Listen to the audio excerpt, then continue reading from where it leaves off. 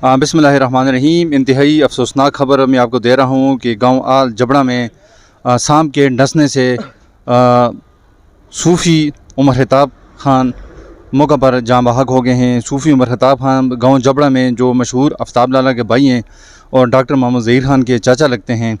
जैसे ही सांप उनकी दुकान में आया और उस सांप ने इसको डसा और जिसके बाद सूफ़ी उमर खिताब लाला ने सांप पर हमला करके उसे मार भी दिया, लेकिन उससे पहले उसने इसको डस दिया था, उसने डंग मार लिया था।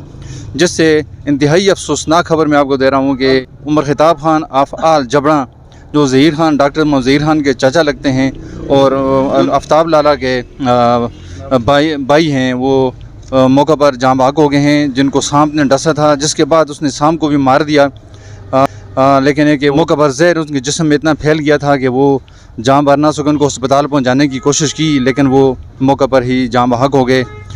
ये सूफ़ी और मशहूर सूफ़ी उमर खिताब खान हैं, ये आल जबड़ा के रहने वाले हैं।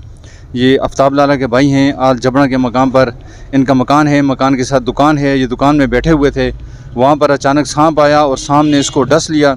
जिसके बाद इसने सांप को मार भी लिया है, लेकिन इसने सांप ने इसको डस लिया था, जिसने सांप के डसने से जाँ बहक हो गए हैं। इंतहाई अफसोसनाक खबर है और ये सांप भी यहाँ पर मौजूद है, आप देख सकते हैं, जिसको मारा गया है। ये इंतहाई अहम खबर और अफसोसनाक खबर आप तक पहुँचाई जा रही है।